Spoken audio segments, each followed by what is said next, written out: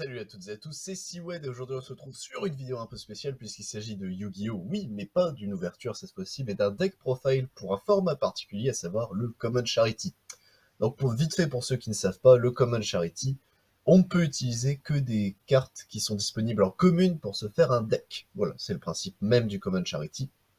Et du coup, le deck que je vais vous proposer aujourd'hui, c'est un deck orienté autour de Amon, Lord of Striking Thunder, puisqu'il est enfin disponible en commune. Il était disponible dans le deck Crystal Beast, qui est sorti au début du mois, donc autant en profiter.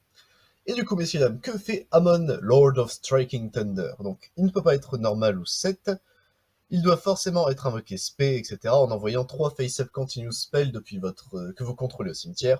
S'il détruit un monstre de l'adversaire et qu'il l'envoie au cimetière, vous infligez 1000 de dommages à l'adversaire, et tant qu'il est en position de défense, votre adversaire est obligé de le cibler pour une attaque. Bon, c'est une 4000-4000 niveau 10 lumière, tonnerre également, bon ça on s'en fout un peu, mais du coup, ok. Le machin c'est un gros monsieur, ça s'arrête là, il peut s'obliger à être attaqué, etc. C'est sympa. Mais du coup, l'intérêt du deck, vous allez voir, ça tourne autour de lui. Pour pouvoir aller le chercher, on a Dark Beaconing Beast, alors qui est le meilleur tutor du deck, qui est disponible en commune. Lorsqu'il est normal, vous pouvez ajouter un des 3 Sacred Beasts. Dans notre cas, le seul disponible en commune, c'est Amon, donc je vais toujours résumer par Amon. Ou une carte qui liste spécifiquement un de ces gars-là dans son texte, excepté évidemment Dark Beaconing Beast. Et une fois par tour, vous pouvez faire une normal summon d'un monstre démon avec 0 d'attaque en défense, en plus de votre normal summon, c'est-à-dire Dark Beaconing Beast, et tous les autres que je vais vous présenter après. Donc lui, c'est vraiment le meilleur tutor du deck, puisqu'il va tuto Amon, évidemment, et toutes les cartes qui vont vite fait passer sur la gauche, voilà, tout ça, il peut aller les tutoriser. On passe à la deuxième carte, Chaos Summoning Beast. Il peut être sacrifié afin de spé, sans tenir compte des conditions d'invocation Amon, donc c'est extrêmement fort, et vous pouvez le bannir depuis votre cimetière pour aller chercher le terrain, à savoir Fallen Paradise, qui est vraiment un très très bon terrain pour le coup. Chaque effet c'est hard once per turn, mais en tout cas, Chaos Summoning Beast est vraiment extrêmement fort. Ensuite, nous avons Dark Summoning Beast. Donc il peut être sacrifié afin de spé Amon depuis la main ou le deck, en ignorant les conditions, mais ce tour, les monstres peuvent pas attaquer. On peut mener la battle phase, mais c'est juste on ne peut pas attaquer. Donc en soit, dès que vous avez mené une attaque, en main phase 2, là c'est un peu plus galère. Également, vous pouvez le bannir du cimetière afin d'ajouter Amon depuis votre deck. Sachez que cet effet n'est pas une fois par tour. Donc si vous avez besoin de creuser ou de vous assurer que tous les Amon sont dans votre main pour éviter de les draw, c'est une solution, ce petit gars-là. Ensuite, la deuxième tutor du deck, donc Opening of the Spirit Gates. Lorsque vous l'activez, vous pouvez ajouter soit Amon, soit un monstre qui lit spécifiquement Amon. Une fois par tour, vous pouvez défausser une carte afin de pouvoir spé un démon avec 0 d'attaque, 0 de défense depuis votre cimetière, donc c'est extrêmement fort. En fait, le combo de lui et de cette carte-là vous permet de climb sur n'importe quelle ligne 3. Vous allez voir que climb sur les lignes, c'est quand même assez important dans ce deck pour un combo précis. Également, il a un autre effet, alors c'est activable qu'une seule fois par tour. Son dernier effet, c'est si vous contrôlez un niveau 10 parmi vos monstres, vous pouvez ajouter une magie piège depuis votre cimetière à votre main, donc vous pouvez la récupérer elle-même avec son autre effet. En soi, c'est pas mauvais, mais c'est pas non plus excellent. Et enfin, la dernière carte principale, puisque techniquement le deck est composé de 18 cartes et de 22 cartes qui sont littéralement ce que vous voulez, basiquement, c'est des free spots. Fallen Paradise, donc votre adversaire ne peut pas cibler Amon et ne peut pas le détruire par des effets de cartes. Extrêmement fort. Et si vous contrôlez Amon en hard once per turn, vous pouvez piocher 2 cartes. Donc en gros, le deck, basiquement, ça va être, vous allez faire une tower qui sera impassable par effet, et non ciblable par effet, qui va généralement en plus se mettre en défense afin de protéger votre board, et vous allez voir, il y a une link qu'on va jouer également, qui permet de protéger le terrain. Donc en gros, c'est un trio de cartes qui marche entre elles, et je trouve ça plutôt sympa. Ensuite, au niveau des autres free spots, moi je propose, alors, ça c'est les cartes que j'ai mis plus en avant, c'est ce que je propose qui rentre extrêmement bien dans le deck. Renfort de l'armée et Dark Greffer. Dark Greffer peut se spé en envoyant du coup notre petit Dark Summoning Beast qui aura son effet d'aller tuto Amon. Et en plus, vous pouvez vous pouvez discard un Dark Monster afin d'en foolish un autre depuis le deck. C'est con, mais généralement, vous allez toujours avoir un deuxième de ces messieurs-là. Ça sert pas à grand chose, autant le défausser pour setup les autres, notamment ce mec-là, afin de rechercher un Amon, etc., etc. C'est une petite tech, mais moi je l'aime bien. Sachant qu'en plus, vu que ça ne bouffe pas la normale summon, ça permet de climb encore plus facilement sur des links, notamment les links 3. Ensuite, Foolish, toujours bon, puisque ben, LOL il a un effet, LOL il a un effet, donc ça va, c'est plutôt acceptable. Terraformation afin de tuto le terrain. Le terrain, c'est la seule variante du deck. Moi, je le joue à 3, parce qu'avoir plusieurs terrains, c'est bien afin de protéger Amon. Vous pouvez en jouer qu'un seul, hein, puisque ce mec-là ben, fait déjà le taf. Upstart afin de draw 1. Et enfin, là, c'est vraiment les free spots que vous, là, vous gérez. Mais moi, je conseille, vu du format, Ash Blossom en x3, Veiler en x3, Callby en x1, parce que Callby est vraiment extrêmement fort, Trou Noir afin de gérer les boards adverses si les monstres sont vraiment ingérables pour vous, Twin Twister ou Cyclone Cosmique afin de pouvoir gérer les MP, et enfin, si les monstres sont pas destructibles par effet, c'est con, mais les forces de miroir, ça reste extrêmement fort. Storming ou Drowning, je préfère Storming, je vais être franc, je préfère... Généralement, ça va être des monstres de l'extra, donc la différence est vraiment pas là, mais bon, Storming est vraiment très très bien. Et enfin, au niveau des Link, Link 1, Link Kuribo, le meilleur de tous, qui peut se faire qu'avec lui, mais bon, des fois, ça débloque des situations. Ensuite, prenez Underclock, c'est con, mais bah, si vous avez Amon, vous pouvez faire perdre 4000 d'attaque à un monstre juste en le ciblant. Je trouve ça très drôle, plus qu'autre chose, mais c'est quand même assez fort. 3 barricades bloqueurs, puisque c'est lui la link principale. Lorsqu'il est link, vous pouvez défausser une carte et récupérer une magie continue ou terrain depuis votre deck depuis votre cimetière pardon, à votre main. Ça, à la limite, on s'en fiche. C'est son deuxième effet qui est le plus important, le truc que personne ne lit. Les magies face recto que vous contrôlez ne peuvent pas être détruits par les effets de cartes de l'adversaire, ils protègent votre terrain.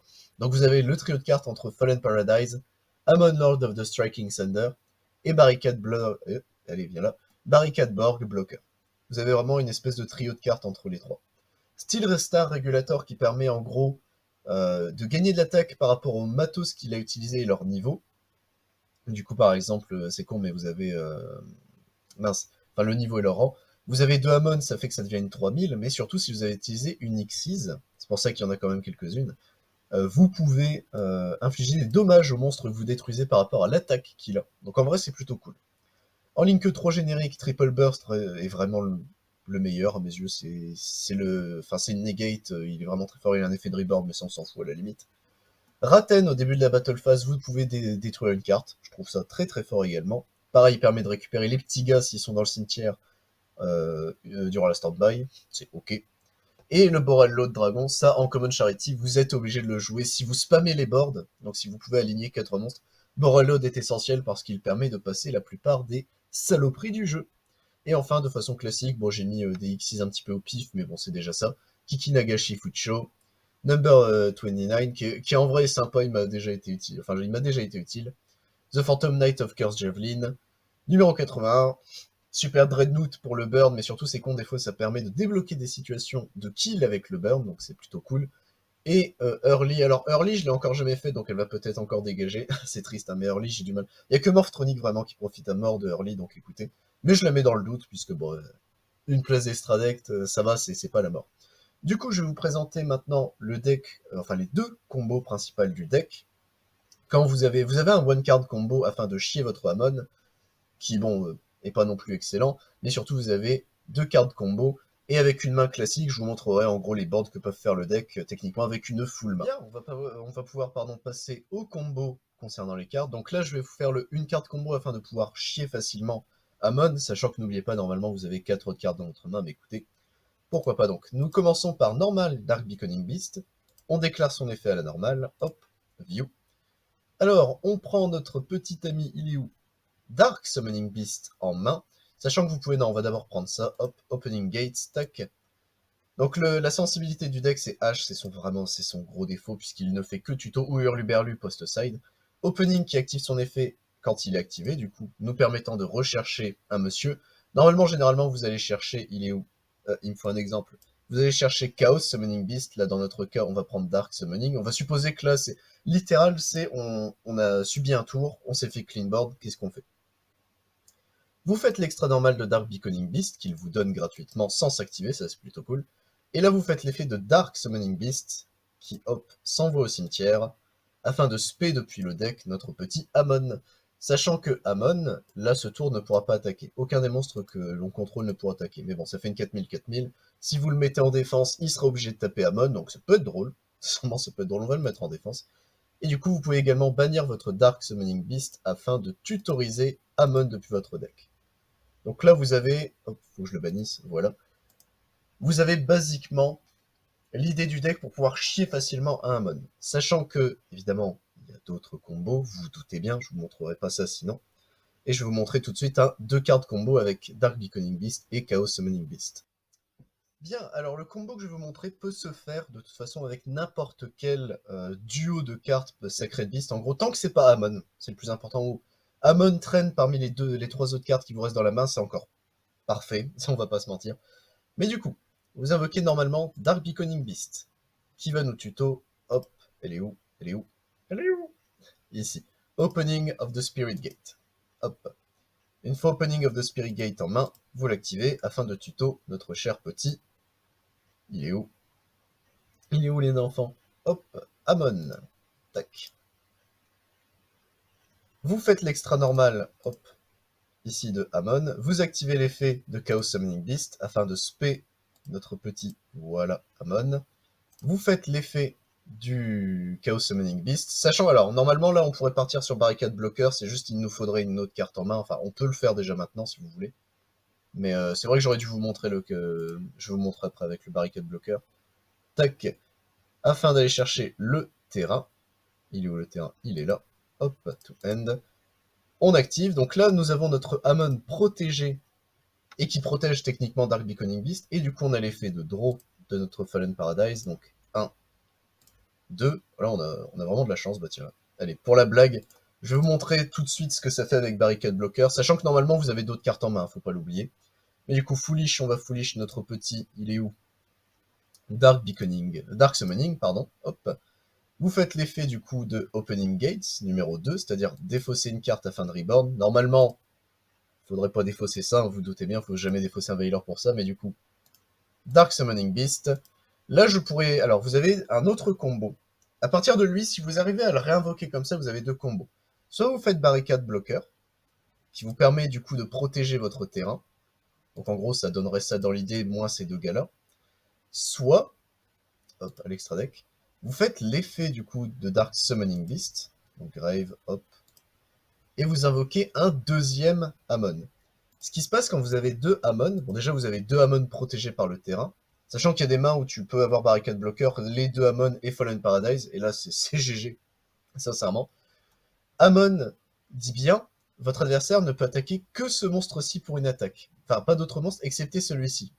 Mais Amon le dit aussi. Du coup, vous avez une lock. Votre adversaire ne peut plus vous attaquer. Tant que vous avez deux Amon, votre adversaire ne peut pas attaquer. Et puisqu'il ne peut pas les détruire par effet et les détruire, enfin les cibler pour des effets, il faut généralement, faut soit un kaiju. Un kaiju, ça marche, malheureusement. Mais le kaiju, enfin, il pourra pas taper le kaiju, il sera obligé de taper Amon. Ou, il est obligé de bannir sans cibler.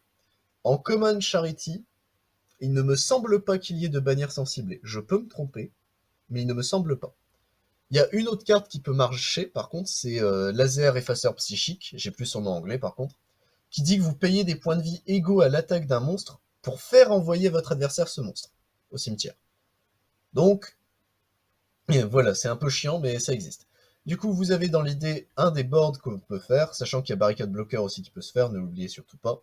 Et du coup, je vais vous faire une vraie test N pour vous montrer ce que ça donne le deck en mise en situation réelle avec 5 cartes en main. Ok, donc là on a un exemple de main que l'on peut faire. Je vous avoue que là la main est grasse. J'aimerais avoir des mains comme ça sur du Linkbook et dans la vraie vie plus souvent, parce que là c'est vraiment très fort.